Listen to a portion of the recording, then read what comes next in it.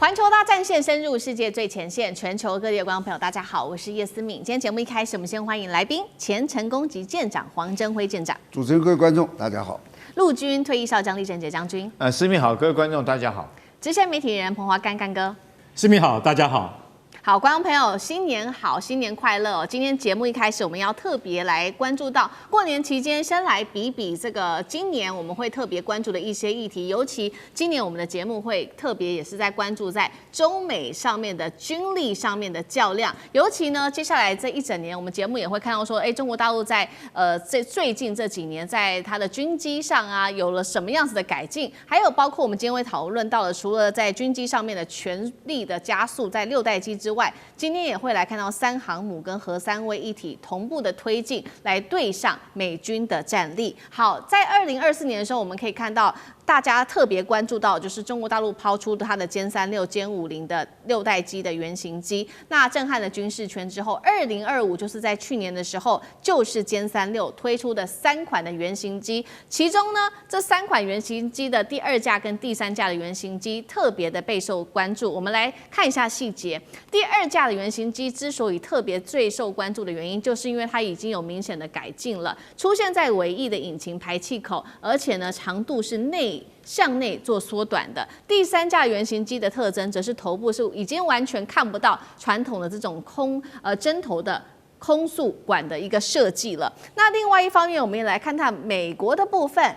他的美国的空军参谋长是直到了去年的9月才正式宣布，已经有首架的6代机的 F-47的原型机，并且说呢是由波音公司来做建造的，预计在2028年才可以首飞。所以节目一开始特别请教厉将军怎么看了6代机在预估今年2026年会有什么样子的突破 ？F-47真的吗？是看起来要等到2028年才能首飞吗？将军怎么看？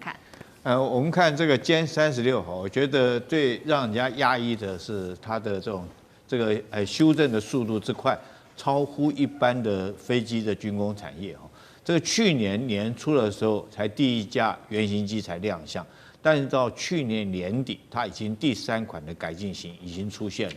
这第1架跟到第3架中间有什么地方的改变呢？第一个，我们看到的是尾管喷气口的改变原来是只有向后喷的，它现在变成矢量的喷嘴，可以向下喷那如果说可以向左右转动，这个喷嘴可以转动方向，那当然可以增加这架飞机的机动性。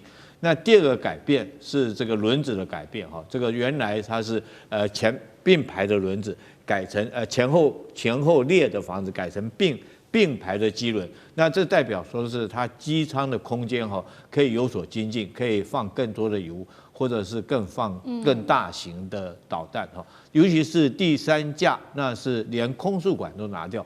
我们知道空速管是如果飞机原型机在试飞的时候，它为了能够测量这些飞机在飞行时候的速度以及相关的数据，所以它会有这个空速管。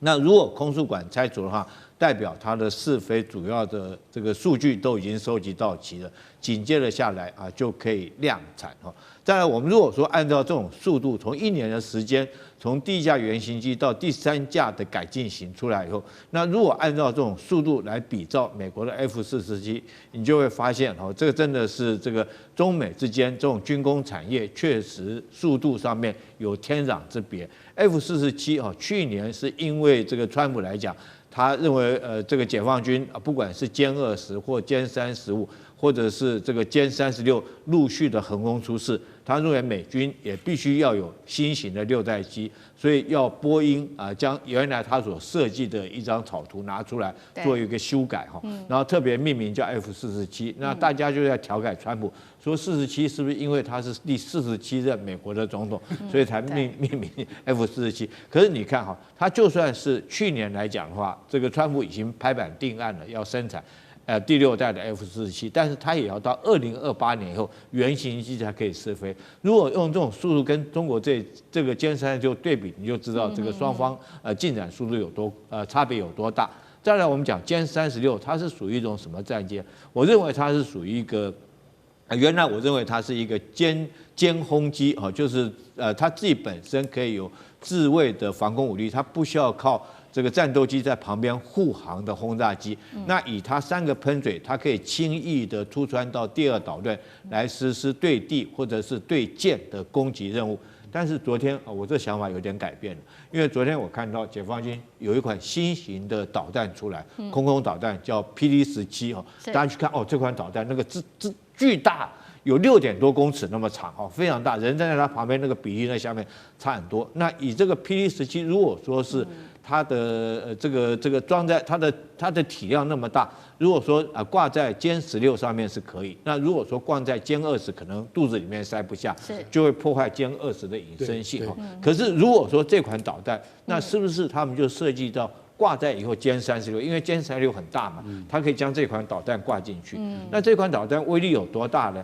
它的射程听说可以到500公里那么远如果就算是对 F-22这种隐身式战机，这个雷达歼灭机只有0.002平方公尺这么小，它也有400公里的射程。然后如果对一般的战机它可以射程到达500公里那它可以轻而易举，再加上如果说是歼轰36本身具有就是隐身的设计，那可以轻易的突破到第2岛链，那它这种导弹射出去就不是打你一般的飞机了，我认为就是打你后面的预警机或者打你后面的加油机。那你想想看，歼轰36的射程，再加上它500公里的这个作战半径，再加上这个 PD-17的导弹的射程，我觉得轻而易举的可以攻击到这个第2岛链后面的战机那它发射的方式采取这个双波段，也就是说，第一刚射出去的时候，它是往太空上面打，往上打，那飞行到某一个高度以后自由落体下来以后，才启动第2段的发动引擎这个对目标来实施攻击。所以我觉得歼36这款战机推出来，如果说未来它再搭配到它的 PD-17那可能这个对美国或者对日本来讲的话，可以说第1岛链、第2岛链之内的所有制空权，会将全部在解放军的掌握之中。好，这个是有关于在空中战力，我们上面做了一个中美之间的一个对比。那接下来我们要来看到海上的对比，当然会请黄征辉舰长来帮我们做解析。海上的对比，我们先来看到是因为中国大陆的海军在去年11月份的时候迎来了福建舰正式入列，所以呢，在今年的1月份，山东舰就已经进入到这个海南三亚的海军基地这边做相关的维修了。现在也在看说他为什么入屋来做维修，有没有可能是因为他有这个歼35的舰载机？因为现在歼35的舰载机被视为说它具备这个弹滑兼容的能力，所以歼35它具备这种适配性的改造，有没有可能接下来就是来配合搭配使用的呢？另外，今天也会来关注到是004航母这个核动力航母正式的动工了。港媒现在做的分析说，它的排水量超过12万吨。我们来对比福特号的排水量10万吨，004已经超越福特号的意思吗？今年2026年这个开春，我们也会请舰长来带我们看有没有什么解放军会有新的突破，我们可以特别来做关注的。2025年呢，是大概人类历史上，那更是中国所有5000年历史上这1年之内，它所公布的这些军武科技的最大的一个成长的一个阶段。人类历史从来没有1年说一个国家它从头到尾，有这么多东西让世界惊艳的，而这中间总期程就是让大家亲眼看到，觉得说，哎呦，真的他们怎么会这么厉害的？就是93大阅兵。93大阅兵完毕以后，那个最明显的，全世界大概一直认为自己是军武界老大的是美国，他都自己承认了他们是打不过这支解放军的。那在去年的我所有看到的这些所有的这些特殊的这些军工科技里面，我排3样，就是它远远领先全世界的。第一个是6代机，刚刚这个厉将军有介绍过，那真的领先人家太多了。第二个就是它的高超音速式以及极音速飞弹。它的这个高超音速、极音速飞弹的那个技术也远超过别人。好比我举个例子，打船的这个飞弹叫做攻船飞弹，如果你超过5马赫，全世界都在研发中。服役的俄罗斯有一个叫锆石，中国大陆在去年的阅兵出现多少？鹰击就是打船嘛，鹰击15、17、19、20、21，而且还超过10马赫的。你就知道它这个方面的技术也远远赢过别人。还有第3个就是它的航母，它的航母其实现在没有说这么的厉害，但是它的电磁弹射标志的是一个连美国都克服不了。美国的第一个福特舰现在一直还出问题，它第二艘甘乃迪舰从下水到今天已经过了6年7个月了，还是没有进入到最后的服刑阶段。那我们福建舰呢，只有1年11个月，你就知道说，哎，它这方面为什么会赢家这么多？它的电跟磁瞬间的充电放电也是全世界领先这一个。那至于说2026哦，以我的这个军事科技来讲，我最期望看到什么？你知道？第一个轰20，这是它还缺的一个版。还有第二个就是004，我们希望它是叫做能够是核子动力的航空母舰。那至于现在目前据我所知的，就是其实网络上也都看得到，中国大陆目前正在建造同时建造2艘，那个航空母舰。第4艘现在已经有3艘嘛，第4艘是福建舰的姐妹舰，也是003，但是它改了一点，它叫003A 型，所以这一艘的编号会19号。然后第5艘啊，是004型，就是004型跟第几艘是2个，第5艘呢是核动力的。那刚刚这个主持人也知道过说，它是不是会比美国的这个10万吨还要大？香港也估12万吨，对，那真的会比较大。为什么？因为追逐者有一个比较心，是吧？就是我输给你，当我要追过你的时候，我一定要做一个东西，告诉你说我是赢你的。我最简单的例子就是神盾舰，神盾舰。美国最大的一艘神盾舰是神盾的巡洋舰，是9600吨。中国最大的神盾舰是动物型，1200吨。你为什么啊？对不起，12000吨。你为什么就是要做大一些呢？就是证明说，我告诉你，我是赢过你的。那我们可以预测得到，就第4艘它的编号是20，你有没有发现？中国大陆只要是20的，几乎就是一个大突破。轰20，歼20，现在的航母20号。这是我们可以预期的，我们希望明年能够看得到。那最后一个说这个歼35哦，说降在这个山东舰的这个起降弹跳起降，基本上是歼35自己本身的能力，不太可能去改这个山东舰。山东舰这个大概已经都是定了，你要去改说为了它能够弹跳起来，那基本上是要重造一艘这个舰。所以我觉得就是它自己的能力有，因为歼35飞机的确有特殊之处，它的翼面很大。还有2个引擎，那 F35美国的 F35只有1个引擎，它动力推起来没有歼35的这么迅速能够上去，然后它翅膀又大，大概是目前大概是这样。好，刚刚比的是中美之间在2026会比的在空中战力、在海上战力。第3个，我们等一下请干哥来帮我们比较的是核打击能力，因为我们今天要特别关注到的核3位一体，中国大陆的3个武器，我们今天会看到的是第一个东风61，第2个是轰20，最后我们会来看到的是096。好，先来看东风61，现在说最大射程可以达到1.5万公里，具备机动发射多弹头能力，可以搭载的是极音速的滑翔载具，大幅提升它的这个突防率。空机的核力量的方面，则是这边特别提到新华社点名说，特别期待的是轰20的出现。最后是海基核力量，现在特别在央视的一段兵推画面中出现了096前舰哦，可以搭载的是这个载弹量更高的巨浪3前飞弹。核3位一体的战力，干哥怎么看？好，我们现在看哈，其实我跟你讲，中国已经是世界的巨强了。为什么？因为其实我们从东风5型以前，那个时候还担心说打不到美国本土，打不到美国本土啊。现在早就已经可以打到了。最新的东风61可以打到15000公里，也就是说，我在我自己家里就发射就可以打到你华盛顿特区了。可是问题是，这种飞弹它是一个什么？它是一个固定的地下发射井，啊，当然也有机动性的飞弹。可是老实讲一句，你的发射架在哪里？其实卫星都看见了。对，所以说这个就是陆基核子飞弹，它容易被人家锁定的问题。但是我们已经知道东风61可能啦，就是现在已知是六个弹头，但它可能可以携带到10个弹头。这种 ICBM 是完全没有办法拦截的武器，那个是末日武器。所以中国现在已经发展到东风61了。我觉得在核子的威慑上面，已经是跟美国跟俄罗斯那是已经是齐头并进、等量齐观了。所以它一出来，我不会觉得很讶异。不过我们现在必须要讲到轰20哈，轰20，坦白讲一句，恐怕还是需要一些时间，预期还要在4年，要2030年才会出来。轰20真的遇到了很大的问题，比如说什么电子技术整合问题啊，也就是说，我们曾经讲过态势感知这样的问题。你的态势感知，我坦白跟你讲，如何整合到轰炸机这样的载体上面，其实很困难。还有个更大的问题，轰20它到底现在用的是什么引擎啊？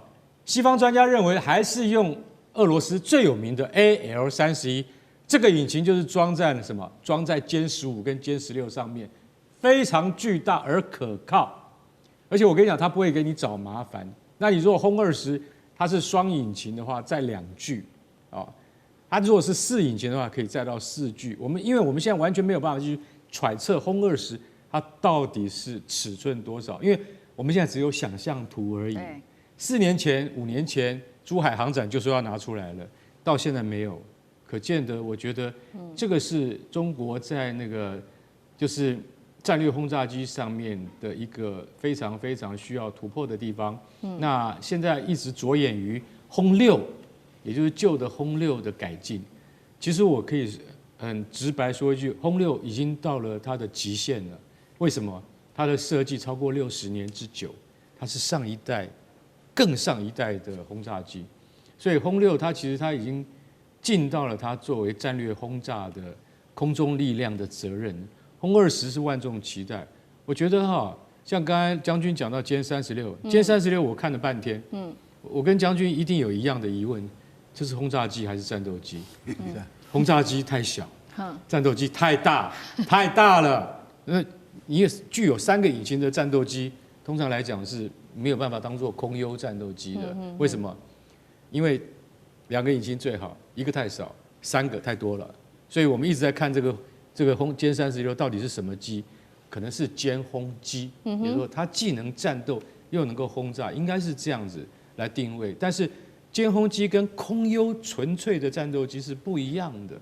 所以我们现在认为，如果歼36你的技术可以突破到这个地方，那你歼20应该要赶快追上来，赶快跟上来。为什么？有战略空军才是一个真正大国的象征。美国有 B1、B2， 俄罗斯有 TU-160黑捷克轰炸机，那一飞出来，大家都会很害怕的那种飞机。但是中国这款飞机有点迟了，我们也希望过了年后，说不定会有好消息。最后我们要讲一下096，096这艘战略潜艇，这个才是真正人类决定命运跟对抗最重要的。为什么？因为096携带的巨浪3型可以打到12000公里，这个一向是中国海军的短板。为什么？因为它前身是094叫夏朝的夏级，096叫什么？唐级。我们现在唐级比夏级要先进了。为什么呢？因为它的那个排水量增加了4000吨，达到15000吨。然后呢，它最大的这个改变就是把它背上的那个龟背给拿掉了。你会常常看到一艘船上面它突然怎么多了这么大一个结构，对不对？你知道吗？多了这个结构潜到海里面，美国的那个反潜机常常在听到说龟背又来了，就是嘲笑你中国，战略核导弹潜艇还在用龟背。为什么？这个龟背是以前俄罗斯战略潜艇的前身设计反过来的。那因为那个牵涉到流体力学跟你的那个潜舰钢板的那个问题，那很复杂，那以后再讲。反正我们现在096是取消了龟背，载了一堆的武器，看得目不暇接。像刚刚舰长说的，就有多少东西你知道吗？24枚巨浪3型飞弹，然后10枚长剑10型飞弹，再加上8枚鹰击18飞弹。他说他还要放防空飞弹进去。我说天哪，这船怎么能够载这么多东西？不要以为不可能，中国就做得到。所以我们拭目以待。好，谢谢干哥。那我们休息一下，马上回来。地缘政治、美中之争、战略价值、强权崛起、小国生存，现在与未来洞悉事件走向，掌握世界脉动，全球观点尽在环球大战。